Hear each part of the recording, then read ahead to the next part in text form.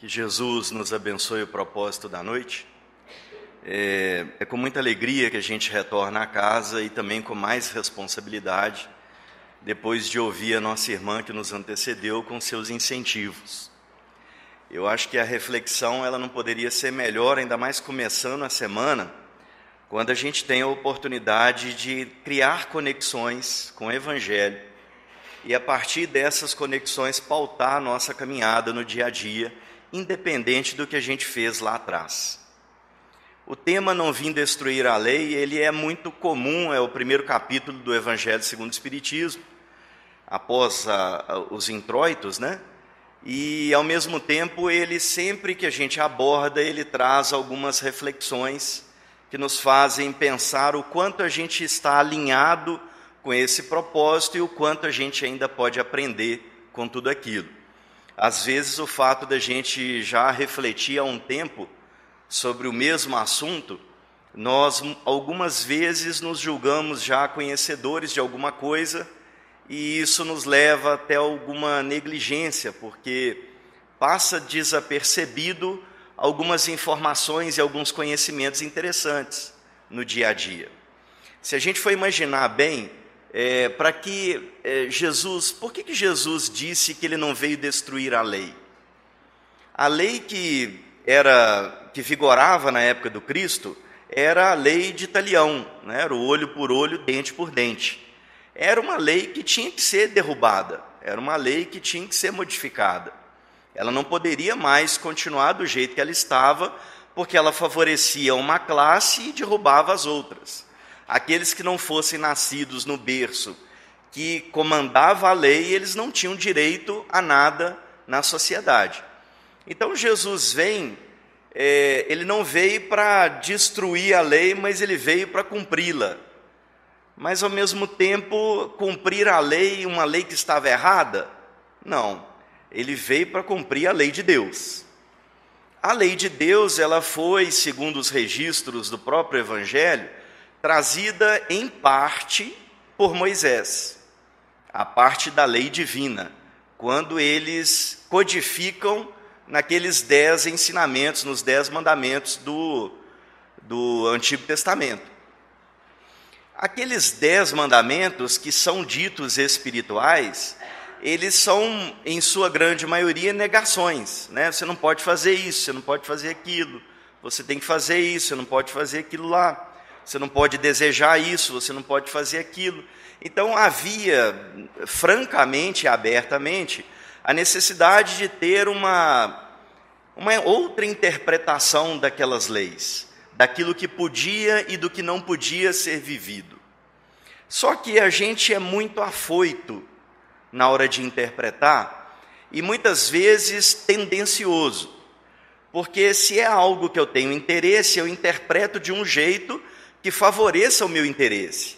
Aí, se eu estou interessado, pode tudo. Se eu não estou interessado, não pode nada. E essa subjetividade acabou na mão daqueles que têm um poder, ou que tinham poder naquela época, interpretando de acordo com o seu livre-arbítrio, ou com seus interesses pessoais.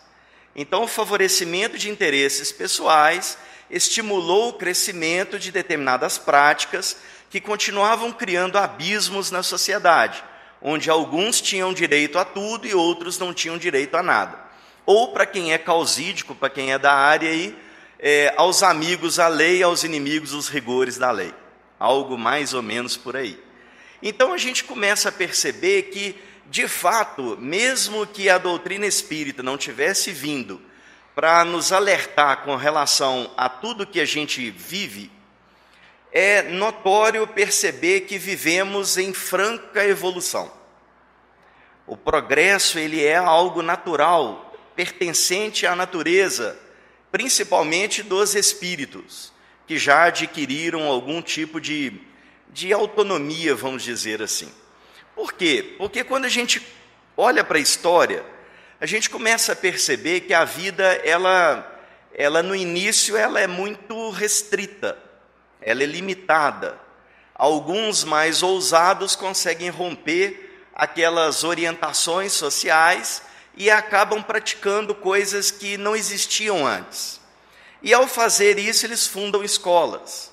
Isso acontece na religião, isso acontece na filosofia, e a gente percebe com uma forma metodológica também sendo divulgado e difundido na ciência também. Porém, a vantagem da ciência é que existe um método. Método nada mais é do que um caminho.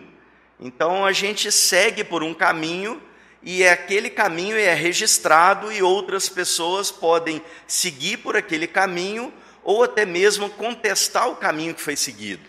Essa é a grandeza da ciência. E Allan Kardec, quando codifica a doutrina espírita, ou quando ele organiza as orientações trazidas pelos espíritos, ele pratica a ciência, porque ele mostrou para a gente o tempo todo, em suas obras, como que ele construiu esse conhecimento.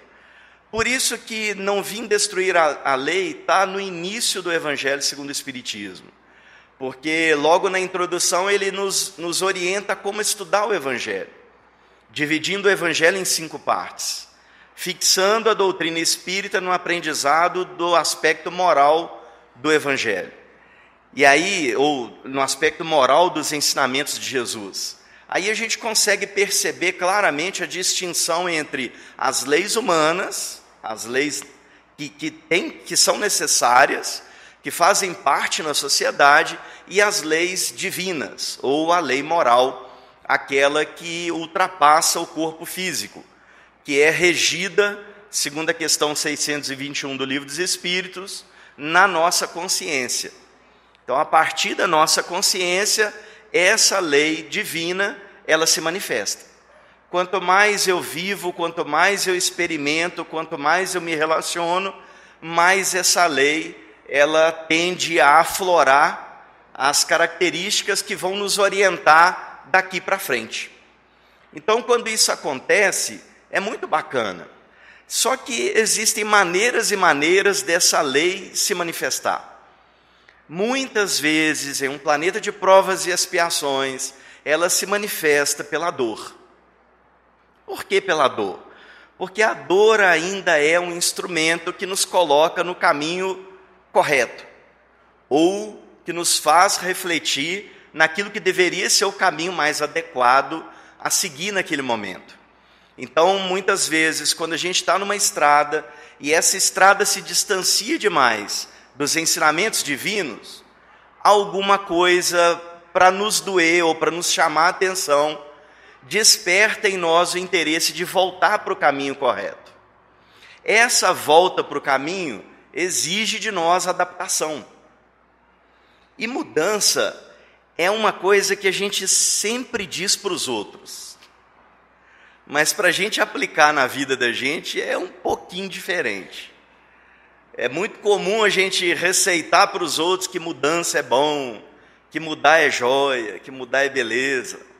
Mas na hora que o calo aperta para a gente, e a gente precisa colocar em prática isso, a gente começa a ver o quão difícil ainda é, e o quão distante é a teoria da prática. Então a teoria, a gente já avançou bastante. Nós temos um progresso intelectual aí enorme, com muitas conquistas e muitas melhorias. A vantagem é que nada na vida se perde. Tudo aquilo que foi desenvolvido, que foi conquistado, que foi aperfeiçoado pelo ser humano, ainda que não de uma maneira altruísta e sim egoísta, nada se perde. Tudo tem oportunidade para crescer, tudo tem oportunidade para que a gente consiga desenvolver outras habilidades. Mas até a gente entender assim, nós precisamos rever alguns conceitos. E é isso que essa parte do Evangelho nos diz. Rever alguns conceitos com relação a não vir destruir a lei. Porque claramente Jesus não veio destruir a lei divina, mas ele veio trazer um ponto de interrogação em relação à lei humana. Porque a lei humana é frágil. Mas ela não é frágil por maldade, ela é frágil porque ela é reflexo ainda da maturidade espiritual dos legisladores, daqueles que colocam as regras em prática e tentam aplicar em uma sociedade. Então, como a gente ainda não está no alto de uma montanha, com uma visão holística, uma visão geral, a gente ainda está no meio do caminho, nós não conseguimos enxergar tudo. E por não ter uma visão aprofundada, as nossas legislações ainda pecam em relação a abarcar e a abrigar todo mundo, para que todos possam se beneficiar dessa lei. E quando a gente vê que a lei não absorve todo mundo, algumas pessoas já têm maturidade para defender aqueles menos favorecidos. Acontece que a defesa também, muitas vezes, ela é feita de forma impulsiva. E essa impulsividade ainda deixa de fora algumas reflexões. Porque Jesus disse que ele não veio trazer a paz, e sim a espada. Uai, Jesus era guerreiro? Guerreiro ele não era, não. Mas revolucionário, eu diria para os amigos que ele tem algumas características. Porque ele revolucionou a forma de viver, ele mostrou uma nova maneira de viver, ele trouxe esperanças para as pessoas. Então, de uma maneira altruísta, ele foi um revolucionário. Porque sem usar a espada, sem usar a guerra, sem usar de violência, ele conseguiu mudar a forma de viver. Então, se ele conseguiu mudar a forma de viver, alguns compreenderam há 2000 anos. E aí, sempre a gente, quando compara isso, né, há 2000 anos, tem 2000 anos que o Evangelho está aí, tem 2000 anos que a gente estuda o Evangelho, gente, tem 2000 anos e a gente não precisa ficar preocupado com isso, não. Porque é daqui para frente. Hoje nós somos o resultado de tudo que a gente viveu lá atrás. E se a gente está aqui hoje, é bom. Pode ter certeza que é bom. Ainda que a gente tenha sido trazido pela dor, pelas dificuldades, mas é bom. Por quê? Porque hoje eu tenho condições de refletir melhor sobre tudo isso que eu vivi, sobre tudo que eu construí, sobre o que eu estou plantando daqui para frente. Assim como um agricultor, o trabalho na encarnação presente é de plantio, para que a gente plante novas perspectivas de vida, para que a gente plante novas sementes sem nos preocuparmos com a colheita. E esse é o desafio, porque muitas vezes a gente planta hoje e quer alimentar amanhã. E essa ansiedade que a gente vive, não aqui, viu gente? Mas dizem que lá na Groenlândia o pessoal é muito ansioso, na atualidade. Então, como eles lá são muito ansiosos, eu acho que aqui a gente ainda consegue administrar essa ansiedade. Mas se eu plantar hoje, eu não posso ficar preocupado em colher amanhã. Eu tenho que continuar plantando. Porque a cada etapa da vida que eu planto, eu tenho oportunidade de, caminhando, colher. E essa caminhada, ela transcende a vida do corpo. Se ela transcende a vida do corpo, o que eu plantei hoje, então, como que eu vou colher amanhã? Então, o que eu plantei hoje não é físico. O que eu plantei hoje é emocional, é espiritual, é moral. E aí aperta um cadinho mais. Porque quando é físico, a gente apalpa, é mais fácil, é mais tranquilo. Agora, quando diz respeito ao aspecto moral, ao aspecto espiritual, torna-se mais difícil. E por isso que educação ela é um processo delicado. Não é só a gente guardar teorias e replicar. Até porque tem alguns autores aí, algumas pesquisas, que dizem que uma das melhores maneiras da gente aprender é ensinando. Só que para a gente ensinar, a gente precisa aprender. E quem aprende não tem a pretensão de ensinar. Quem aprende tem a pretensão de compartilhar informação e conhecimento. Porque o ensinar fica para aquela turma do alto escalão. Para a gente, o convite sempre vai ser para entender a lei em 3 aspectos. A aplicação da lei em mim, a aplicação da lei no próximo e a aplicação da lei na sociedade. Porque se eu não aplico a lei em mim, como que eu consigo orientar o outro ou dizer para o outro o que tem que fazer? Então, Jesus já vem mostrando para a gente algumas diferenças na maneira de entender e de enxergar a lei. Porque a lei que ele trouxe foi diferente da lei que Moisés trouxe. Porque ele trouxe alguns outros mandamentos, ou que a gente chama de mandamento, né? Amar a Deus sobre todas as coisas, e em seguida, né, na mesma vibe, o próximo como a si mesmo. Então, se eu tenho que amar a Deus sobre todas as coisas e ao próximo como a mim mesmo, a gente percebe que nós estamos um pouquinho capenga na interpretação dessa lei. Porque o amor ao próximo, ele não está tão próximo assim. E se eu não amo direito ao próximo, é sinal de que eu também não estou me amando. E me amar é diferente do sentido de orgulho e de egoísmo que era preponderante na primeira revelação. Não nos aspectos espirituais. Mas quando a gente percebe que no Antigo Testamento é muito mais não, é muito mais orientação negativa, ou muito mais advertência, a gente começa a refletir de que era necessário reduzir o orgulho, trabalhar o egoísmo, para que a gente pudesse compreender o alcance dos ensinamentos de Jesus. Então, não cobiçar a mulher do próximo, não matar, não desejar, não isso e não aquilo, é porque, como um orgulhoso, a sociedade daquela época, ela achava que ela podia tudo, porque a regra dela era aquela. Então, acima daquela regra, não tinha nenhuma outra. E eles podiam fazer tudo. Só que quem não comungasse daqueles pensamentos, ou não fosse daquela casta, daquela classe, ou daquele perfil, não tinha direito a nada. Então, o combate ao egoísmo, o combate ao orgulho, ele começa lá atrás. E quando a gente olha, já passaram mais de 2.300 anos, ou 2.500 anos, ou mais até, e a gente vê que isso ainda é muito forte na sociedade.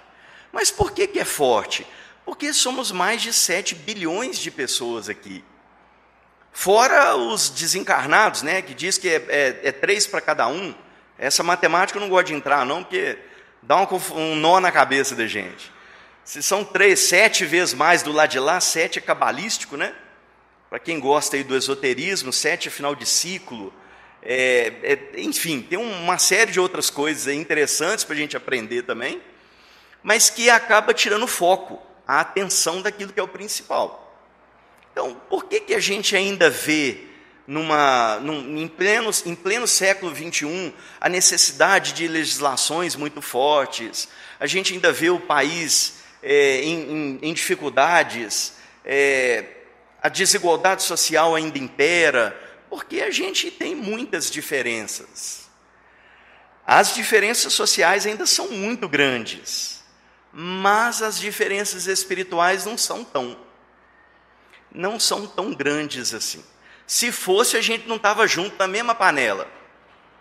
E estamos todos na mesma panela chamada Terra. Então, alguma coisa em comum com esses a gente tem. A gente pode até não gostar, mas alguma coisa em comum a gente tem.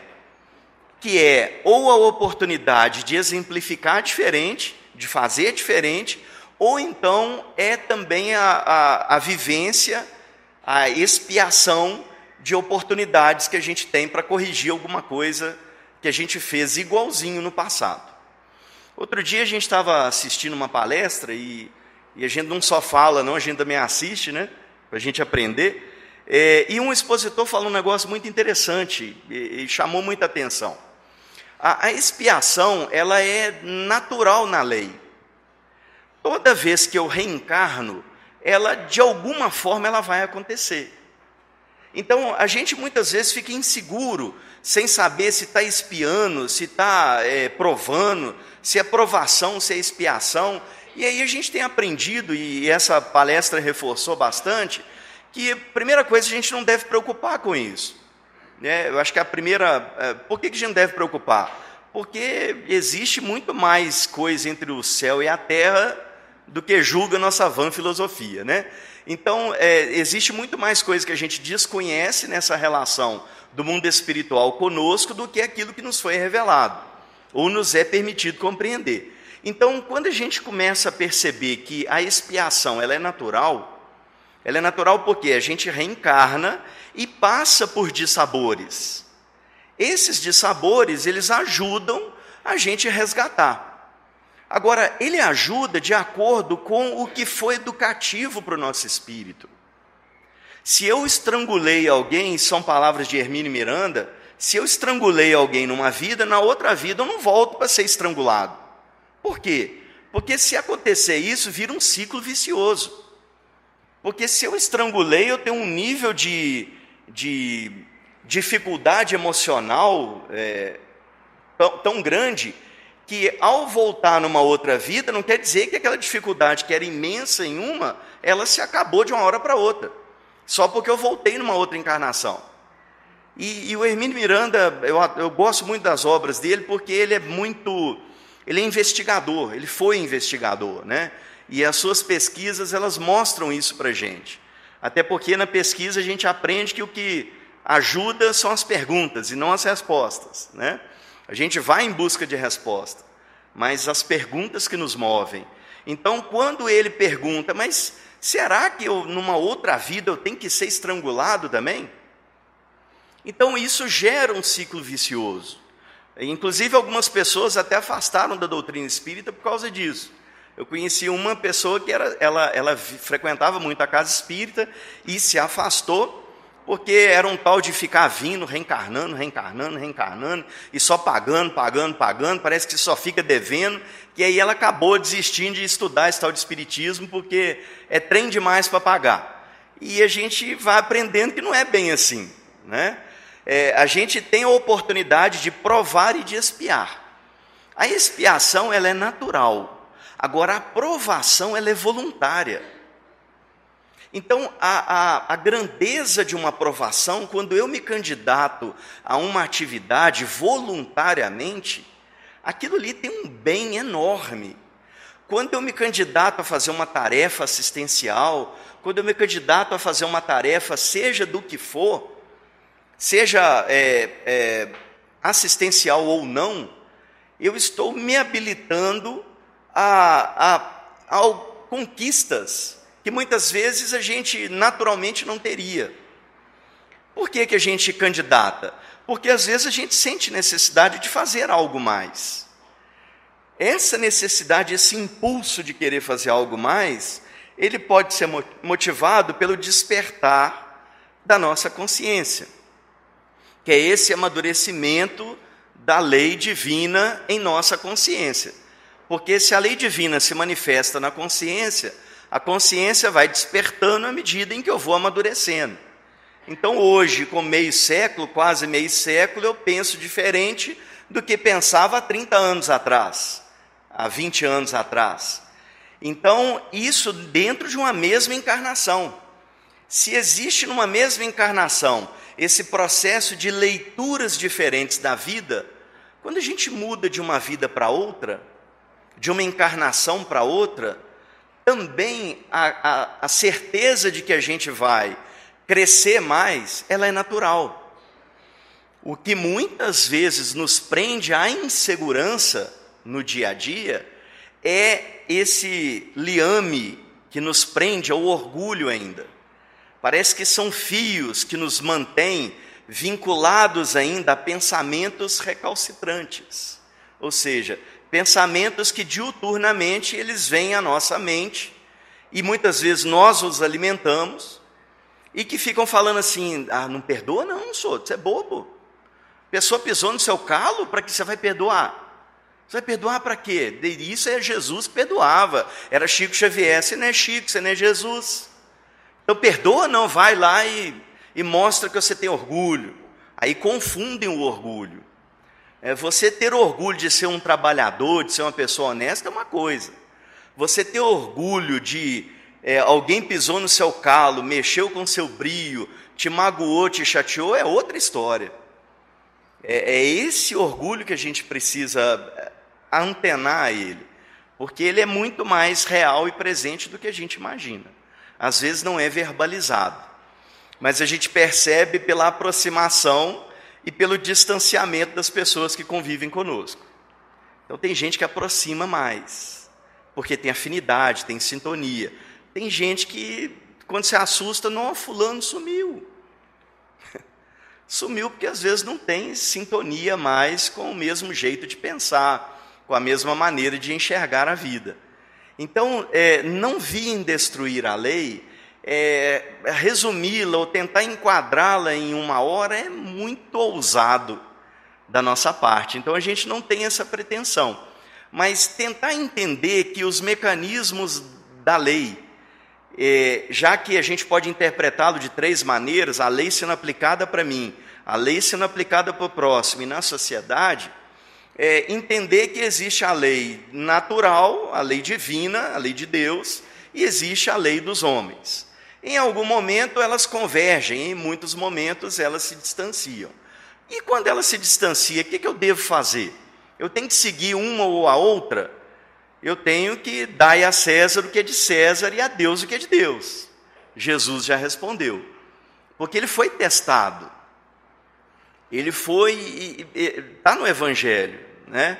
Ele foi testado em suas intimidades.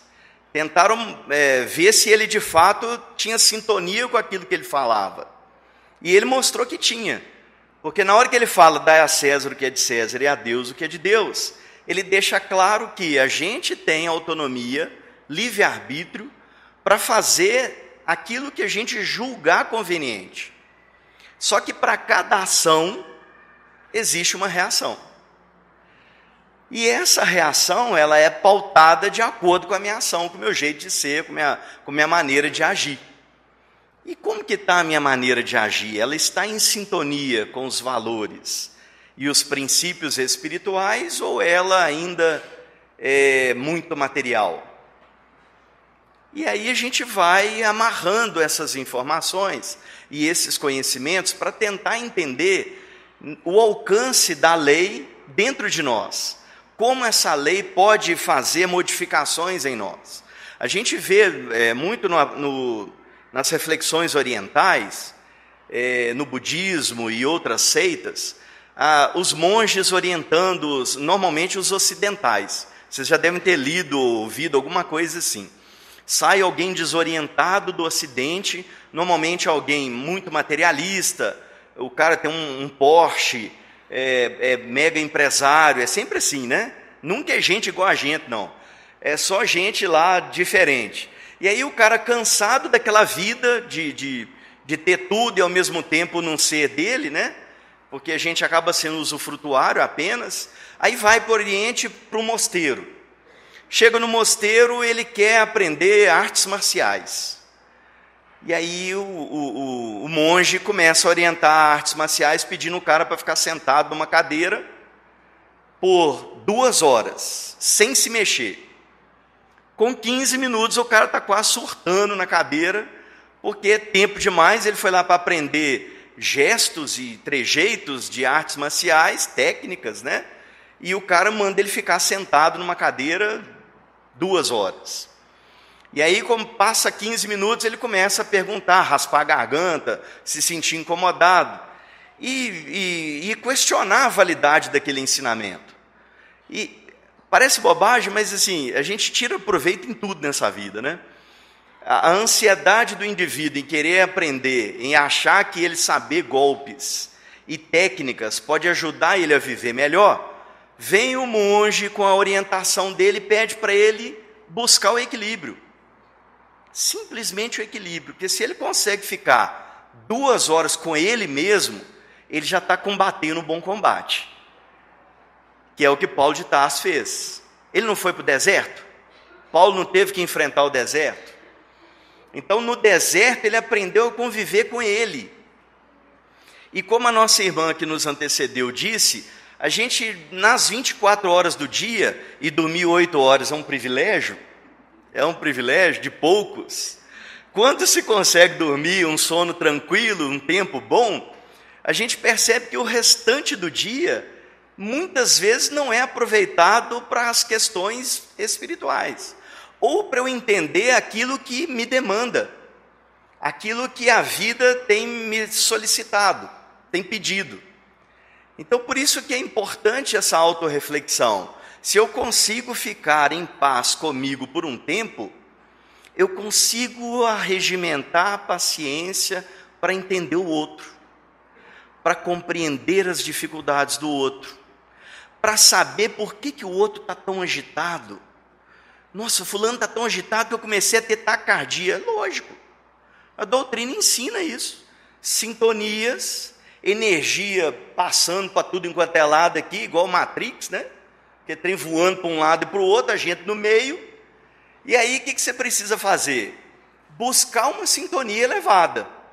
Só que buscar a sintonia elevada, eu preciso fazer prece. Alguém faz prece aqui? Tem uns desencarnados levantando a mão também.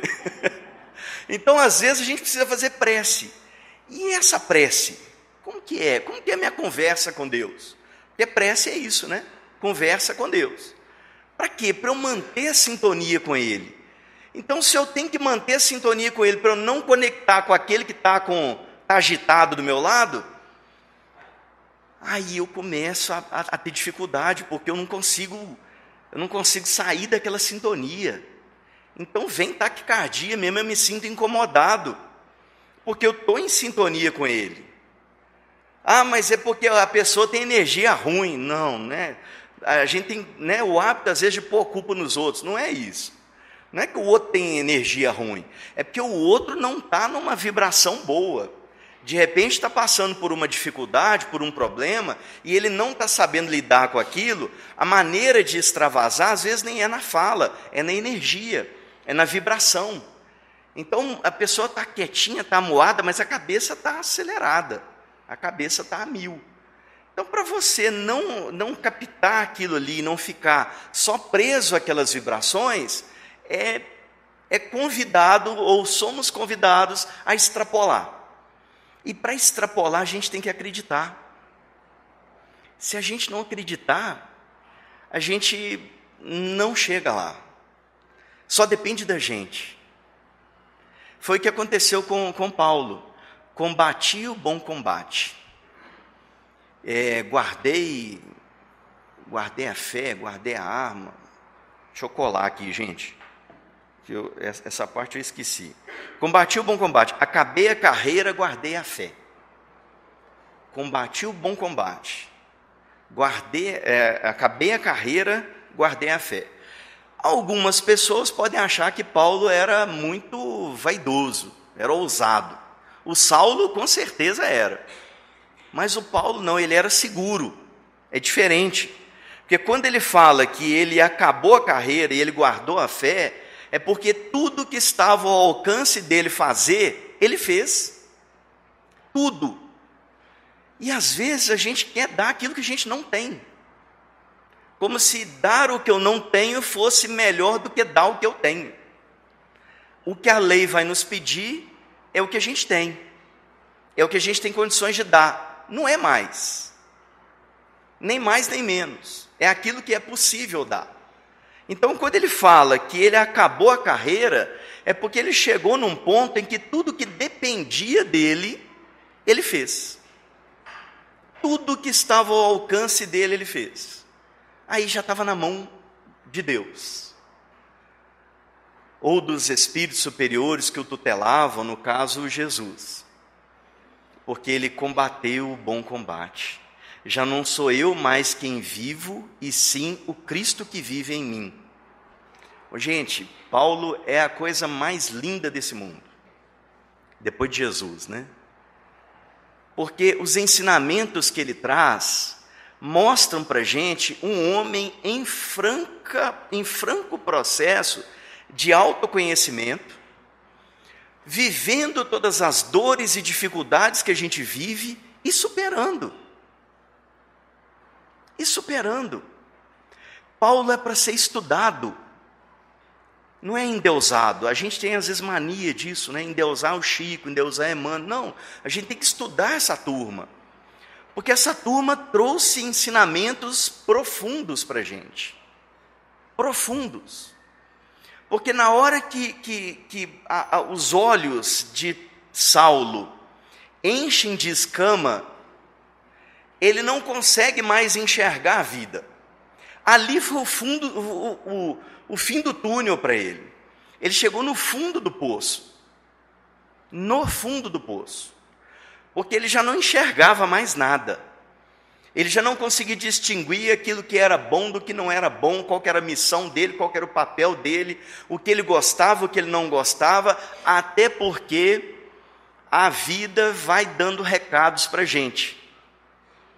Ela às vezes dá umas cutucadas e a gente não percebe. Foi o que aconteceu com Saulo. Primeiro ele achava que ele poderia dedicar o amor dele apenas à lei. Então ele doaria todo o seu tempo para a lei, para as leis, né? As leis humanas. Aí entra uma singela camponesa que rouba o seu coração. Ali ele tem toda a segurança dele estremecida. E é o que acontece com a gente. Às vezes a gente fica seguro em cima de areia. A base, se ela não for sólida, Kardec fala isso, toda doutrina rui. Então a gente tem que ter uma base sólida. E Saulo viu que a base dele era movediça.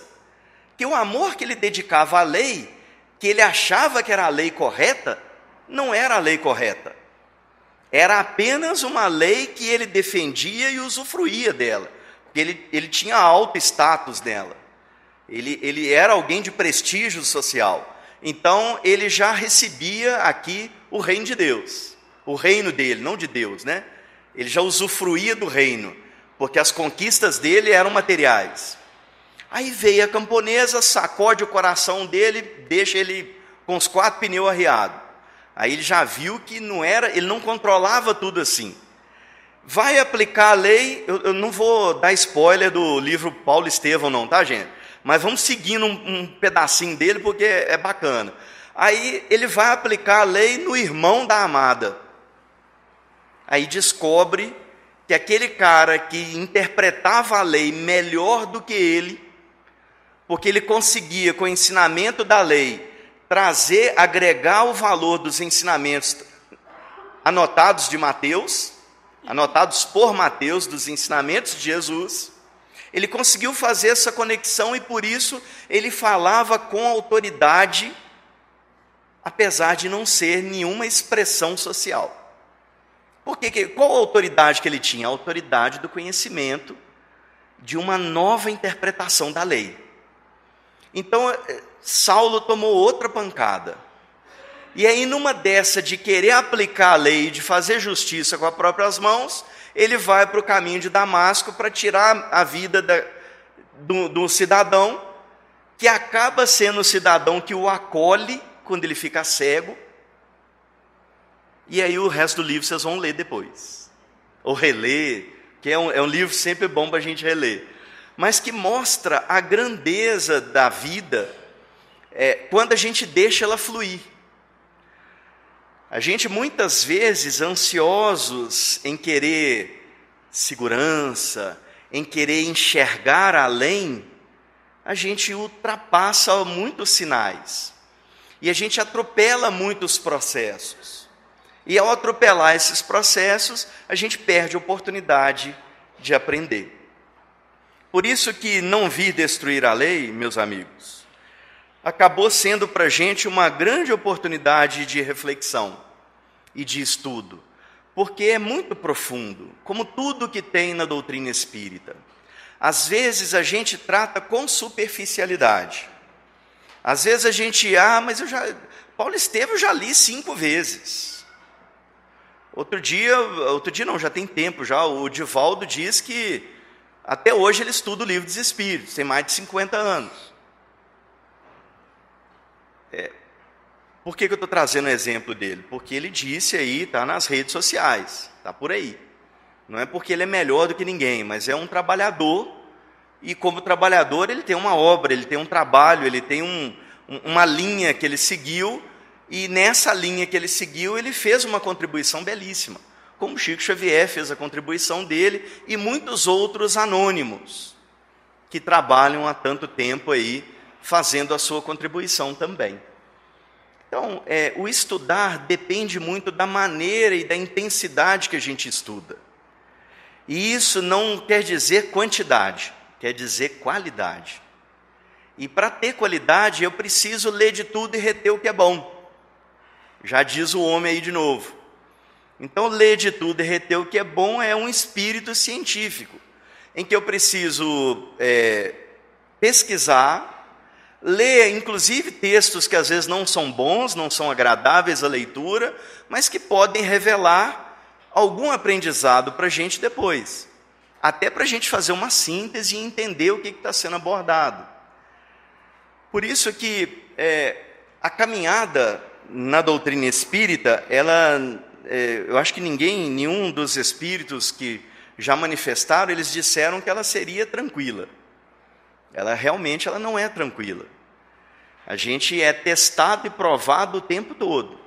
Tem gente que fala que só porque entrou na doutrina parece que abriu uma comporta lá do umbral, que só começou a ter problema. E às vezes acontece isso mesmo, o problema vem à tona quando a gente está preparado para ele. Por isso a vida ela é educativa. Se a gente não estiver preparado, não vem.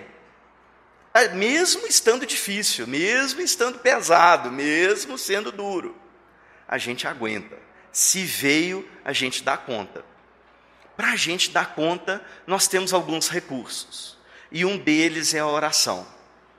E nessa oração, meus amigos, agradecendo já a paciência de vocês, a compreensão pelas limitações, nossa, a gente percebe que a doutrina espírita ela é muito maior do que a gente é capaz de traduzir em palavras. Então, as poucas palavras que a gente tem, elas têm o objetivo de apenas estimular, para que a gente tenha a autonomia de pegar com as nossas próprias mãos aquilo que mais tem afinidade em nós dentro da doutrina e investigar, e estudar, e pesquisar. Depende só da gente. A terceira revelação, depois da vinda do amor, é a verdade com o Espiritismo. Então, que essa verdade libertadora, ela nos ajude a vencer os grilhões da ilusão. De tudo aquilo que a gente acha que é importante, mas que é transitório, que diminui o outro, que faz com que o outro sofra, que a gente consiga compreender melhor as demandas da vida. As demandas da vida comigo. Não adianta ser bom orador, não adianta ter oratória, não adianta sair falando em vários países por aí, igual a gente vê, se eu não tomar conta do meu quintal. Se eu não der conta da minha casinha, se eu não der conta de mim mesmo. E às vezes dar conta de mim mesmo é o mais importante que eu preciso fazer nessa vida. Por isso, se a gente pudesse dizer do fundo do coração, do fundo da alma, tente, com todas as suas forças, perdoar, amar. Se ainda é difícil, tente compreender, aceitar, entender. Porque quando a gente compreende, entende e aceita, a vida se torna mais leve e a gente passa a ter mais recursos para conseguir amar e perdoar. Nesse degrau evolutivo, o amor está lá no topo. E para a gente chegar ao amor, a gente não precisa ter nada, nenhum recurso exterior. A gente precisa impulsionar a vontade, direcionando ela para amar. Que a gente comece nos pequenos gestos, nas pequenas coisas do dia a dia, mas principalmente, meus amigos, nos perdoando primeiro, nos aceitando do jeito que nós somos, compreendendo que se a gente está aqui hoje, é porque nos foi permitido entender que a gente pode fazer o que a gente está pensando de melhor, que a gente pode conseguir fazer mais do que a gente acredita. É preciso ter determinação, vontade, querer, e com esse querer, vencer a mim mesmo. E vencer a nós mesmos não é ficar brigando com a gente. E às vezes a gente é muito assim, né? Briga demais com a gente. Deseja uma coisa e depois fica se punindo porque está desejando. Ué, tem que, né, buscar o equilíbrio. Entender por que eu posso, por que eu não posso. Por que eu quero, por que eu não quero. Não é fingir que eu não penso. Não é fingir que eu não desejo ou que eu não quero. É tentar entender por que isso acontece. O que me impulsiona e me motiva? Até porque a vida é muito rápida. Ela passa num piscar de olhos. Outro dia a gente estava começando. A gente estava subindo a serra. Agora nós já estamos descendo a serra. Então nós estamos descendo a serra no embalo ou nós estamos descendo a serra de que jeito? Feliz com aquilo que a gente fez ou correndo porque o bicho está pegando? Então que a gente corra, mas que deixe o bicho pegar. E aí a gente vai aprender. Enquanto a gente tem força e vontade de viver, não vamos nos sabotar. Porque a gente faz muito isso. Nos penitenciamos, nos sabotamos, nos colocamos como vítimas. Quase igual aquele desenho, ó Deus, ó céu, ó vida, ó azar. Né? Tinha um bichinho que ficava fazendo isso. É força, meus amigos, fé, ânimo, coragem, determinação. Porque Jesus diz que onde 2 ou mais pessoas estivessem reunidas em seu nome, ali Ele estaria. E a gente nunca está sozinho. Tem sempre um amigo espiritual nos amparando, torcendo para a gente, fechando o olho, olha lá, já vai fazer bobagem de novo. Mas torcendo por nós, desejando que a gente dê o próximo passo junto com Ele. Que o próximo passo aconteça hoje ao chegar em casa. Que vocês cheguem aos lares de vocês com tranquilidade, com serenidade, com paz, com alegria e harmonia, para que a semana de vocês seja de muita fé, de muita alegria, de muita vontade de viver e superar as dificuldades. Porque por onde a gente trilhar nessa vida, a gente vai ver uma oportunidade de ajudar. E sempre que a gente ajudar o próximo, nós ajudamos a nós mesmos. Não em sentido de troca, e sim porque ao colocar em prática os ensinamentos do Evangelho, eu tenho a oportunidade de fixar em mim raízes profundas, que a ferrugem e a traça não vão comer. Que Jesus nos abençoe. Tenham muita fé, muita paz e muita alegria, e até uma próxima, se Deus quiser.